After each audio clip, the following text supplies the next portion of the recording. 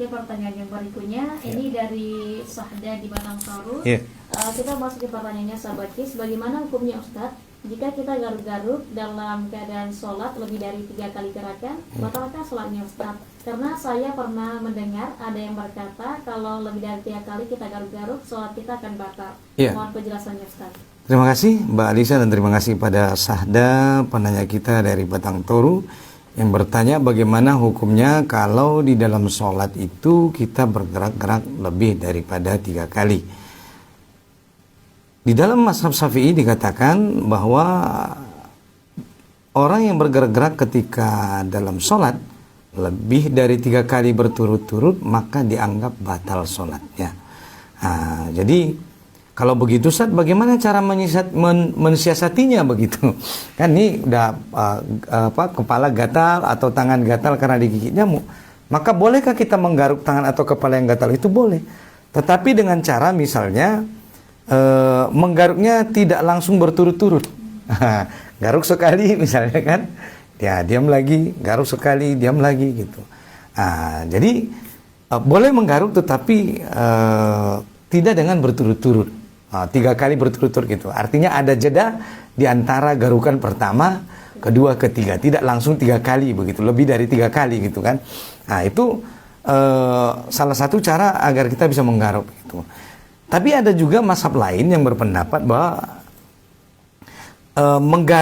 menggaruk-garuk itu tidaklah termasuk membatalkan sholat.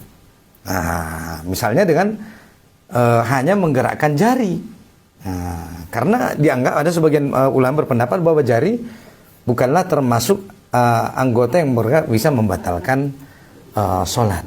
Jadi garuk berapa kali pun menurut pendapat sebagian ulama tidak batal. Maka tidak heran kalau misalnya ada mazhab lain yang dia sholat misalnya bergerak lebih daripada 3 kali. Karena menurut pendapat mazhab mereka bahwa bergerak-gerak 3 kali itu tidak termasuk daripada membatalkan sholat. Selama yang bergerak misalnya bukan anggota besar daripada badan, ya misalnya jari misalnya kan. Kemudian juga ada disampaikan di dalam hadis bahwa boleh kita bergerak lebih, bahkan lebih daripada 3 kali menurut sebagian pendapat ulama dalam menjelaskan hadis itu, ketika misalnya di dalam sholat tiba-tiba kita melihat ada binatang yang berbahaya. Seperti misalnya tiba-tiba ada ular, tiba-tiba ada kalajengking, ya jangan diam gitu. Maka boleh kita membunuh ular tadi atau kalajengking tadi. Tentu gerakan membunuh hewan berbahaya ini kan dia membutuhkan gerakan yang lebih daripada 3 kali. Maka menurut sebagian ulama gerakan seperti ini tidak termasuk dianggap daripada gerakan yang membatalkan sholat. Kenapa? Karena ada sesuatu yang mengancam jiwa, raganya. Maka boleh orang yang lagi sholat itu membunuh binatang yang berbahaya tadi dengan walaupun misalnya lebih daripada 3 kali. Ya, jadi kalau kembali kepada kita, kita mau ikut pendapat yang mana?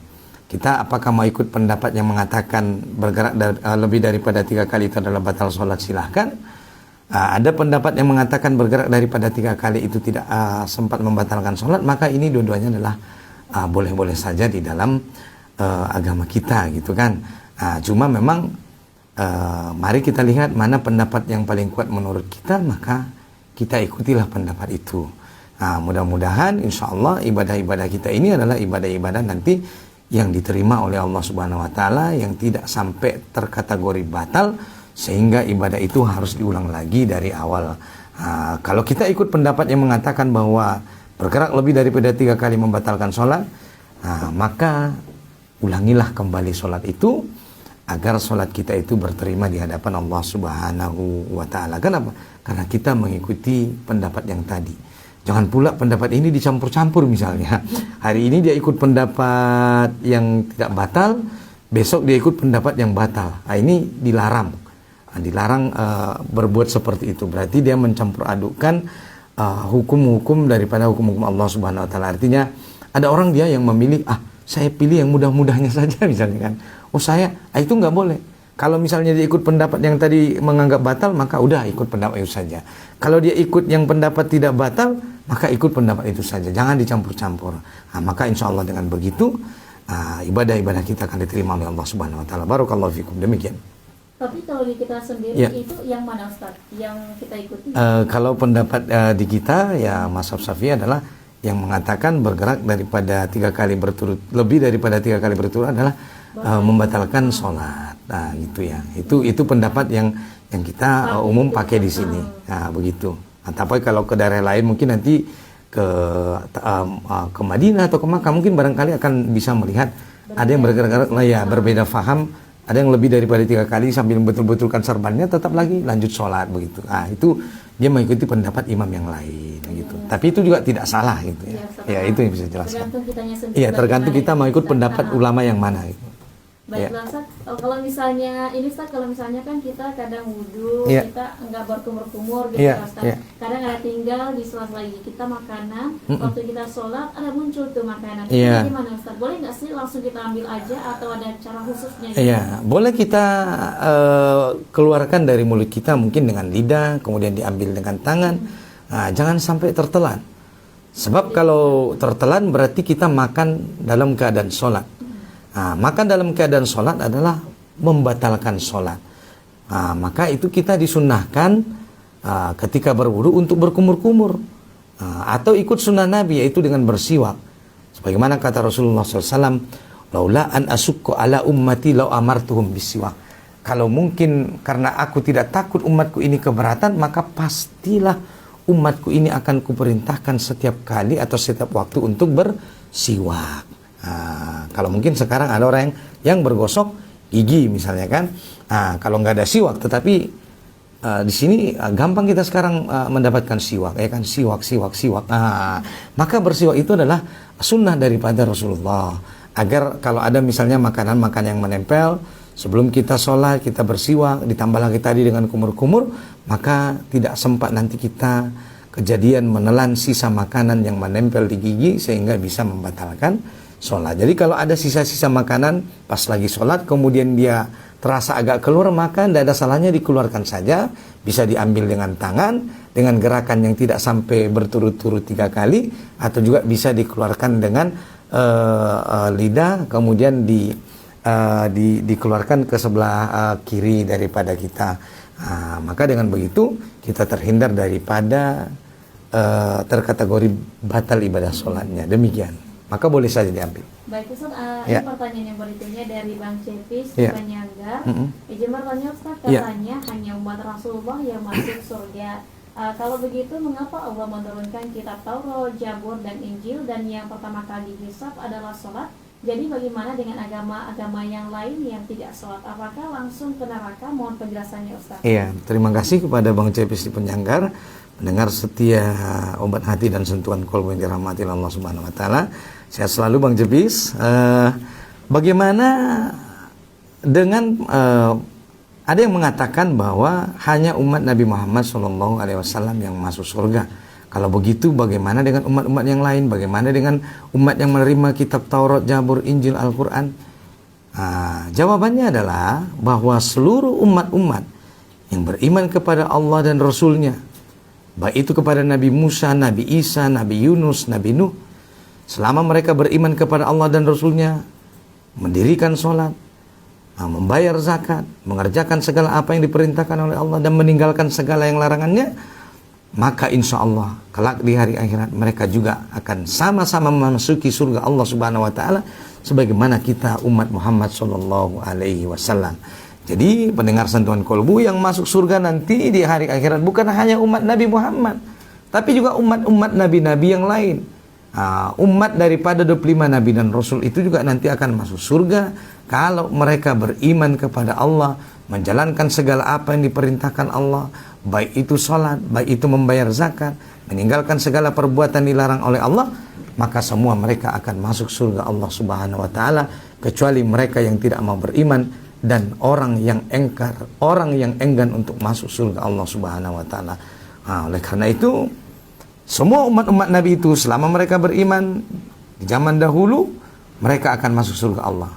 Sebaliknya juga, Kalau ada umat-umat terdahulu, umat daripada nabi-nabi itu yang tidak beriman kepada Allah, tidak taat kepada Allah dan Rasulnya di masa itu, maka tentu mereka juga akan masuk neraka Allah Subhanahu wa Ta'ala.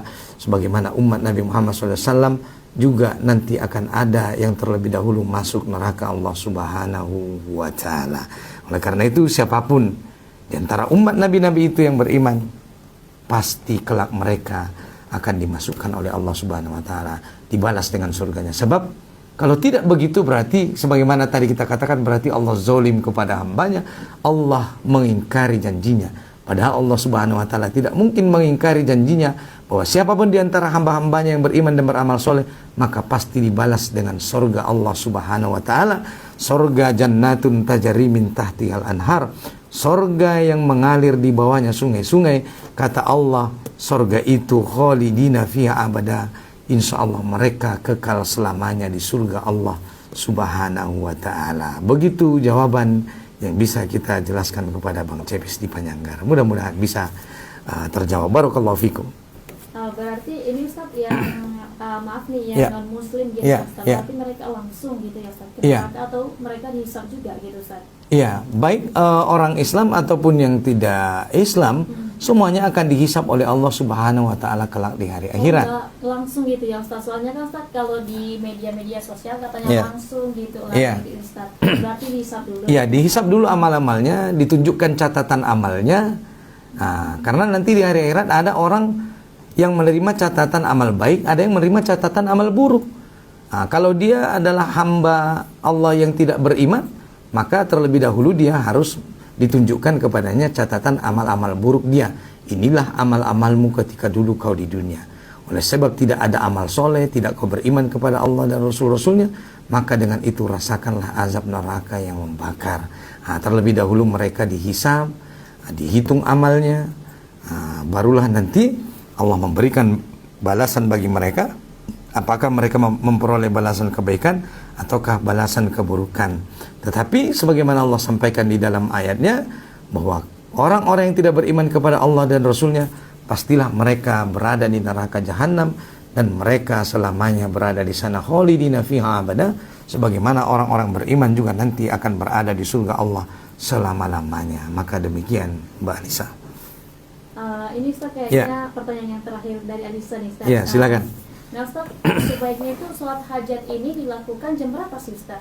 Ada yang mengatakan boleh dilakukan kapan saja, tapi ada yang mengatakan juga lebih baik dilakukan setelah sholat isya. Itu yang baiknya yang gimana Ustaz? Iya, terima kasih Mbak Alisa. Terkait dengan sholat hajatnya, mana waktu yang paling baik untuk melaksanakan sholat hajat? Kalau sholat hajat ini sebenarnya bisa saja kita lakukan di waktu-waktu kapanpun. Nah, yang nggak boleh itu adalah sholat yang tidak ada sebabnya, atau sholat pada waktu-waktu yang terlarang. Nah, tentunya ini tidak boleh. Tetapi kalau misalnya sholat hajat ini anytime bisa kita lakukan kapan saja. Ya, boleh di siang hari, boleh di malam hari, boleh di pertengahan malam. Ya, tergantung kita kapan sempat bisa melakukannya. Ya, nah, tetapi memang kalau biar lebih husuk, misalnya ada orang beranggapan, saya sholat hajatnya di tengah malam aja lah. Sekalian misalnya sholat malam, sholat tahajud. Kemudian nanti habis sholat tahajud, sholat hajat. Kemudian ditutup dengan witir, maka tidak ada salahnya, sah-sah saja. Kapanpun kita ingin sholat hajat, maka silakan saja. Karena manusia ini mempunyai banyak hajat kepada Allah Subhanahu wa Ta'ala. Sebagaimana tadi kita katakan bahwa kita adalah makhluk yang lemah, butuh kepada sesuatu yang tidak lemah, itu Allah Subhanahu wa Ta'ala. Maka tidak ada salahnya kita melaksanakan sholat.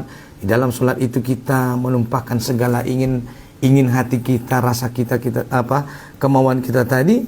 Maka sholat hajatlah di waktu-waktu yang kita inginkan. Apalagi terutama di waktu-waktu yang mustajab, di waktu-waktu yang doa tidak ditolak oleh Allah Subhanahu wa Ta'ala. Sebagaimana di sepertiga malam tadi kan, sholat hajat di sepertiga malam, di mana Allah sangat mengabulkan doa-doa yang sholat di sepertiga malam. Ya, selain daripada sholat tahajud pula ditambah dengan tadi sholat hajat. Nah, maka silahkan kita melaksanakan sholat hajat.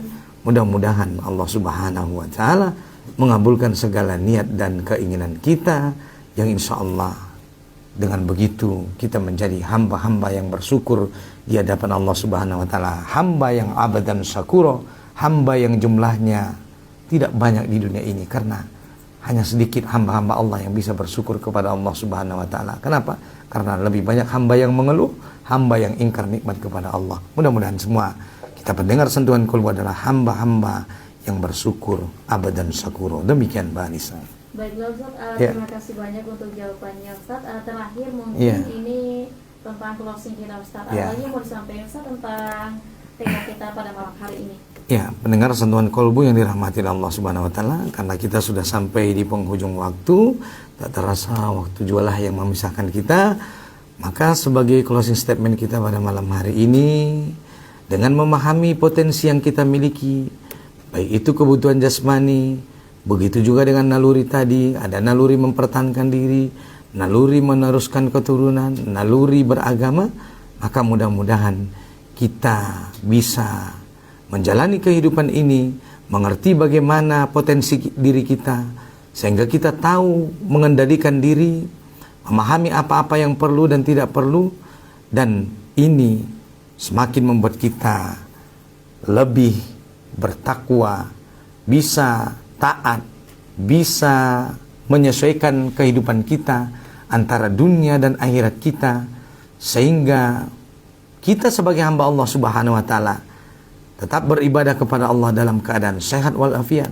tidak dalam keadaan sakit-sakit, sehingga kita maksimal beribadah kepada Allah Subhanahu wa taala, yang nanti dengan ibadah itu menyampaikan kita kepada pelabuhan yang diidam-idamkan. Itulah kebahagiaan yang sesungguhnya, negeri akhirat yang abadi, surga Allah yang mengalir di bawahnya sungai-sungai, yang kita nanti dikumpulkan kembali bersama Nabi, bersama para sahabat Nabi, para mujahid, para syuhada, orang-orang soleh, keluarga kita yang kita cintai, kaum kerabat kita. Insya Allah, mudah-mudahan dengan kita mengerti potensi hidup kita, potensi diri kita, semakin membuat kita bersemangat di dalam menjalani kehidupan ini, semakin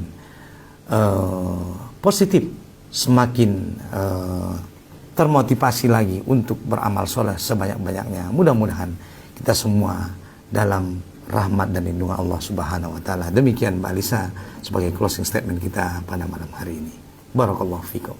Baik Ustaz, terima kasih banyak, dan terima kasih untuk sahabat KIS semuanya yang sudah bergabung di program Sentuhan Kolbu hari ini di edisi hari Kamis 16 Januari 2025. Dan untuk program Sentuhan Kolbu pada malam hari ini kita cukupkan sampai di sini sahabat KIS. Jangan keluar mana tentunya, selepas berita utama Alisa masih bersama Irwal Nir Anda di program yang selanjutnya. Baru terus di 106,6 KIS Inspirasi Anda.